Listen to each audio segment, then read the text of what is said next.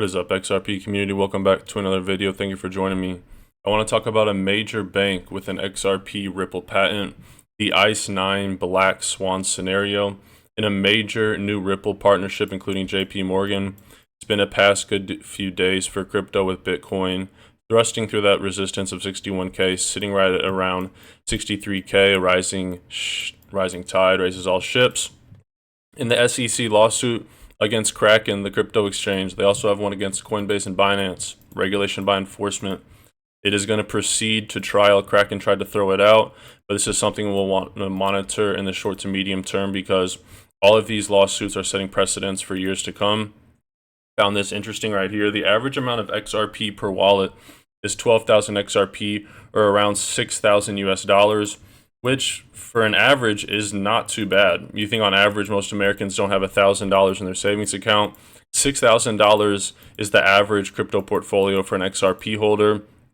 And you can see the whale amounts up here. You need to hold at least 500,000 XRP to be a whale. But I did find this interesting, so I wanted to include it. Interesting analysis between Swift and Ripple. They compare them in areas of technology, transaction speed, cost, security, scalability. The only two verticals where Swift outcompetes Ripple is network reach, and Swift has had 40 years to build their network. They have the competitive advantage of being first and being in the power position for the past 40 years. And of course, compliance, right? They've been doing this for decades. Of course, they have more compliance. And it's just a matter of time before Ripple's network reach and compliance scores surpass that of Swift's. But when it comes to every other area, transparency, liquidity, scalability, there truly is no comparison between Swift and XRP. XRP's value proposition is way higher. Really quick, guys, thanks for all the support on the channel. If you're new here, best way to support is by hitting the like button. It gives me some positive feedback, lets me know I'm not wasting your time and you got something out of this video. So thank you in advance if you do support by hitting that like button. UPI plus banks plus Ripple plus blockchain. Google-backed payment company Ripple's in talks with the NPCI. Banks for account-to-account transfers globally. Yes Bank and Axis Bank are the first Indian banks to come on board Ripple, which already has 75 customers globally. Unlike Swift, a messaging platform for global payments, Ripple is a messaging as well as a settlement platform and facilitates account-to-account transfers. By joining Ripple's, these banks will be able to come up with low-cost and efficient remittance service to the Gulf and other countries. The exact value proposition that we always talk about with Ripple. Yes, according to Ripple's endeavor to enhance the global adoption of CBDCs on August 30th, Yes Bank, an Indian partner of Ripple, announces interoperability with the unified payments interface. And the web and connections between all these financial institutions keeps getting deeper and deeper. There's an XRP documentary on the way. The U.S. firm Fruition Productions will release a documentary called XRP Unleashed in November of this year. It'll be on major platforms such as Amazon, Apple TV, potentially Netflix. Need a lot of money for Netflix. But this is good for the general sentiment. A lot of normies, people that aren't friendly to crypto, they binge watch Amazon. They binge watch Apple TV and Netflix. And this should help with the social sentiment of XRP. The lawsuit obviously had a big negative hit on it. But I just wanted to include this here. I'll be checking out this documentary for sure. And a big event to keep your eyes on. Ripple CEO and Ripple President are going to be speaking at this in the near future. It's Community Day 2024, an event that brings together the XRP community and blockchain enthusiasts. The spotlight will be on Ripple CEO Brad Garlinghouse and President Monica Long, who are set to discuss the company's journey and history of building on the XRP ledger. So if you have some free time, I'll definitely be tuning into this event, XRP Community Day 2024. Really quick, if you guys need a spot to get XRP or Flare, I recommend Uphold. It's sleek, it's simple, it's secure. It's where I get my crypto daily. If you want to support the channel, check out a link to Uphold in the video description below. And if you want $41 for free, sign up with Webull, deposit 1 penny. You're guaranteed $41 in free stocks. You can get up to $3,000, but typically you're just going to get $40 to $300. Great offers for signing up and depositing 1 penny. You'll find a link to Webull in the video description below. Moving forward here, analysts are talking about a positive price for XRP in the future. Top analyst Bobby A. believes that the value of XRP could go as high as 33. The reason for this projection includes technical bullish signs and strong momentum in the market. Right, a lot of people are calling for new highs on Bitcoin. If Bitcoin goes up to new highs, that's going to help every other cryptocurrency. And when we specifically look at XRP, we're talking about these technical bullish patterns. XRP has that 7-year-long capitulation wedge. It's the only crypto in the top 10 that has not returned to all-time highs, and the chart couldn't look any more bullish than it does right now. For years, I've said it, I'll say it once again. XRP will act as digital gold, enabling central banks that lack physical gold reserves to meet the Bank of International Settlements, Basel III requirements. XRP is positioning itself to fill a gap where traditional gold reserves fall short. Okay, and this is from statements from the old Ripple CTO calling XRP gold in your hands, emphasizing its liquidity and global transferability, aligning with the Basel III's high liquidity requirements. Banks can use XRP to manage liquidity better, reduce idle reserves, and optimize capital. Not speculation. This is the old Ripple CTO, Stephen Jones, calling XRP gold in your hands. So let's talk about this ICE9 scenario. It's basically from who was that author? Kurt Vonnegut. And in the book, it talked about how basically one small event could have a butterfly effect to freeze everything in the world.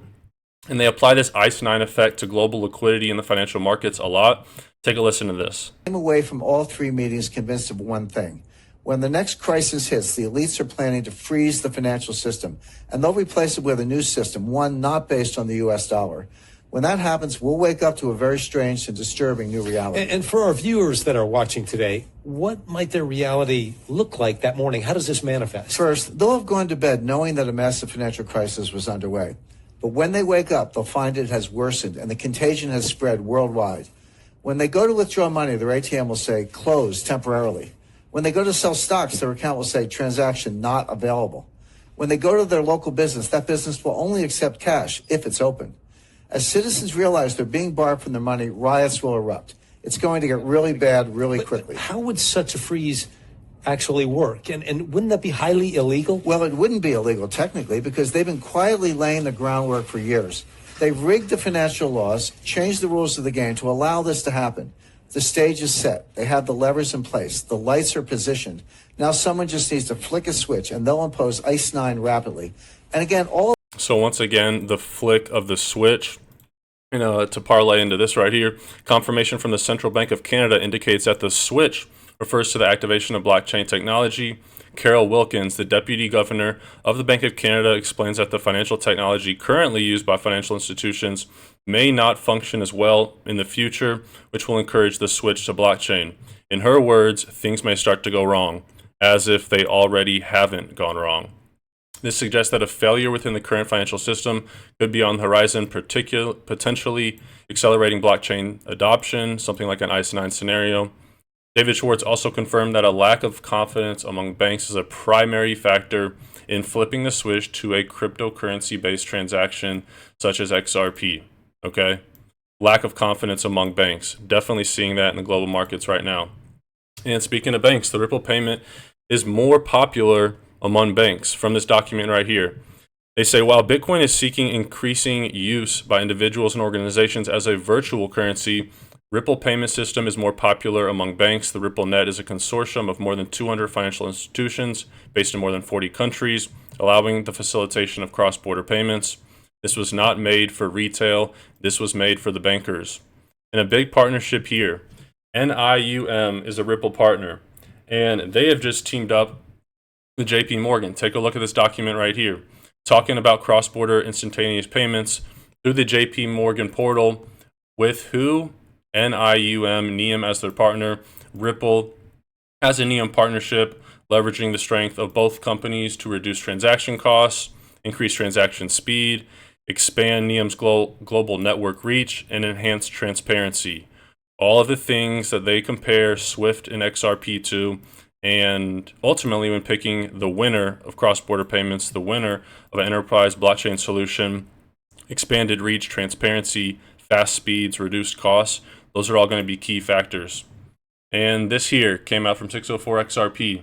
China and Hong Kong bank IDs were added to docs.ripple.com. Previously, it was only Philippines. The bank list is huge. And he goes on to show you all of these massive banks from the Southeast Asia region. And it just goes to show Ripple is quietly building and the explosion is near. In a Ripple patent with Bank of America, this is kind of older news, but it resurfaced recently. And I just wanted to bring your attention to it. if you're new to the channel. But Bank of America has long had a Ripple patent for utilizing XRP as a bridge asset. Bank of America is the only bank in Warren Buffett's top 10 holdings. Ask yourself, what is Warren Buffett, the most fundamental investor of all time? What does he see fundamentally Bank of America is doing differently than other banks? And then you look at, not only is Bank of America is only top 10 bank stock, it's the number one holding besides Apple. It's the number 2 stock in Berkshire Hathaway's portfolio. Then you see what Bank of America is doing with Ripple having a patent. You have Ripple CEO Brad Garlinghouse literally said at a conference, Bank of America on the sidelines waiting to use XRP as a bridge asset. It's very clear here. Bank of America is positioning itself very well to be innovative in the future. You guys made it to the end of the video. Comment ICE9 in the comment section below. I'm grateful for 11 minutes of your day when you watch the full video. It's the best way to support the channel, so let me know you're a loyal viewer and finish the video by commenting ICE9. Take care of yourselves, take care of your families. Until next time.